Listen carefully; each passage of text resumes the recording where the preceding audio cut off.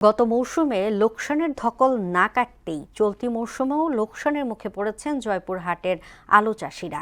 উৎপাদন খরচ তুলতে না পেরে চরম হতাশায় দিন কাটছে তাদের। উৎপাদন খরচ প্রতি বিঘায় ৩০,০০০ টাকা হলেও বর্তমান বাজার দর প্রতি বিঘার ১০ থেকে ১৫,০০০ টাকা লোকসান হচ্ছে।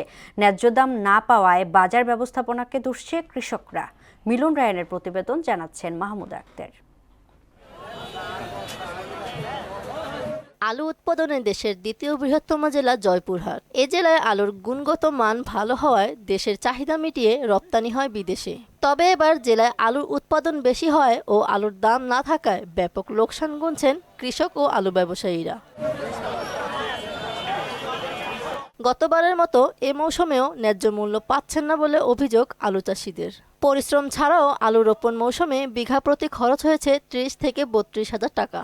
কৃষকদের ন্যায্য মূল্য নিশ্চিত করতে সরকারকে বিদেশে আলু রপ্তানির জন্য অনুরোধ জানান আলু চাষিরা। জানা ফেনা করে এলা আবাদ করেছি করে এখন ধান চাউল ব্যাগ শেষ করে ফেলেছি, আমাদের কিচ্ছু থাকে না। আমাদের খরচা উঠবে না, যে সারের দাম, যে কিষানের দাম, এই হাল পাড়া দিয়ে আমাদের 24 গায়েব। আলু আজকে আমরা একবার ঋণগ্রস্তের মধ্যে পড়ে গেছি, কোনো কুলে উঠাই পারছ না কৃষক মানুষ। আর বহু ঋণী হয়ে গেছে লোকজন। আমি বলতে চাই সরকারকে অবিলম্বে আপনারা বিদেশে আলু রপ্তানি করবেন এবং কৃষি মন্ত্রণালয় এবং বাণিজ্য মন্ত্রণালয়ের মাধ্যমে আপনারা দ্রুত আলু রপ্তানি করলে দেশের কৃষক আমাদের বাঁচবে। হিমাগারগুলোতে আলু সংরক্ষণ শুরু হলে আবারও আলু চাষিরা ভালো দাম পাবেন বলে জানায় কৃষি বিপণন বিভাগ। জয়পুরহাটে বরাবরই ভালো মানের আলু চাষাবাদ হয়ে থাকে। কৃষি বিভাগ তাদের প্রশিক্ষণ, মাঠ পর্যায়ে উঠান বৈঠক সহ সব ধরনের প্রযুক্তিগত সহযোগিতা করে থাকে।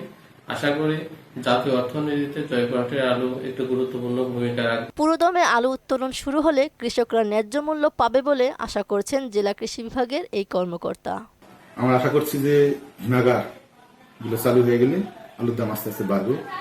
এছাড়া আমাদের কৃষি বিভাগ দপ্তরে যে আলুর বহুমুখী ব্যবহার সংরক্ষণ উন্নয়ন প্রকল্প আছে, এখানে আমাদের 52টা ঘর দেওয়া আছে জয়পুরহাট জেলায়। এই ঘরগুলোতে যে আলু কৃষক রাখতে পারে তাহলে কৃষক আলুর ন্যায্য মূল্য পাওয়ার ক্ষেত্রে সুবিধা হবে। জেলায় চলতি মৌসুমে প্রায় 40,000 হেক্টর জমিতে আলু চাষ হয়েছে, যেখানে উৎপাদনের লক্ষ্যমাত্রা ধরা হয়েছে প্রায় 9.5 লাখ মেট্রিক টন। মাহমুদা আক্তার, মোহনা সংবাদ।